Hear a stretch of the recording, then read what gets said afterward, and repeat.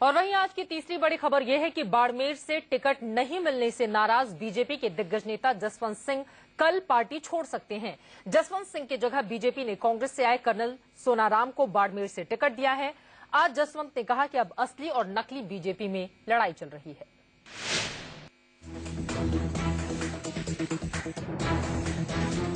76 साल के जसवंत सिंह अपनी जन्मभूमि बाड़मेर से अपना आखिरी चुनाव लड़ना चाहते थे, लेकिन बीजेपी ने उनकी अंतिम चुनावी इच्छा पूरी नहीं की।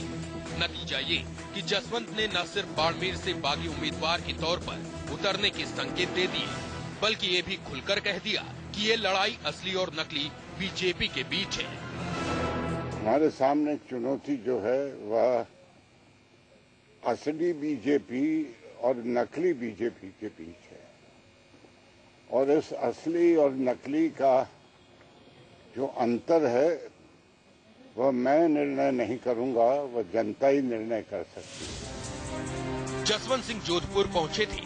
उन्होंने कहा कि अंतिम तौर पर जो कहना होगा वो 24 तारीख को बाड़मेर पहुंचकर करेंगे। आडवाणी के बाद दूसरे बुजुर्ग नेता को दरकिनार किए जाने पर बीजेपी कटघरे में है, लेकिन बीजेपी बाड़मेर पर समझौता करने के मूड में नहीं है। जहां तक श्री जसवंत सिंह जी का प्रश्न है, वो हमारे पार्टी के एक सम्मानित नेता हैं और मैं समझता हूं कि उनके सम्मान, उनकी प्रतिष्ठा का मूल्यांकन केवल टिकट और उस के आधार पर नहीं किया जाना चाहिए, बल्कि भारतीय जनता पार्टी उनकी वरिष्ठता, उनके अनुभव, उनकी योग्यता, प्रतिभा, क्षमता का पूरा सम्मान करेगी और हम लोगों के मन में उनके प्रति बेहद सम्मान है। देखिए, अब खेद है मुझे कि उनको हम नहीं एडजस्ट कर पाए। राजनाथ सिंह जी ने भी उनको यही कहा है और मुझे लगता है कि जो सीनियर लीडर हैं, बहुत सालों से संसद में रहे हैं, पार्टी किसी अन्य वैकल्पिक तरीके से उनका प्रयोग करेगी। इधर जैसलमेर में जसवंत सिंह के समर्थन में एक बैठक हुई। बैठक के बाद जैसलमेर के पूर्व बीजेपी जिलाध्यक्ष ने कहा कि जिस कर्नल सोनाराम के खिलाफ वो प्रचार करते रहे, उनके समर्थन में नारे कैसे लगाएंगे। और सोनाराम जी को मैं नींद में सोते हुए मुझे कई मेरे मिंतर कहते हैं, मुझे ऐसा लग रहा है क्या कहते हैं कि हम नारा कैसे दें कि जिए सोनाराम, जय हिंद सोनाराम।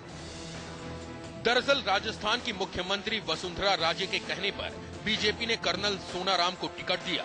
वसुंधरा का कहना था कि जाट होने की वजह से सोनाराम न सिर्फ जाट बाहुल बाड़मेर में जीत दिला सकते हैं, बल्कि आसपास की कई संसदीय सीटों पर भी बीजेपी को फायदा मिल सकता है।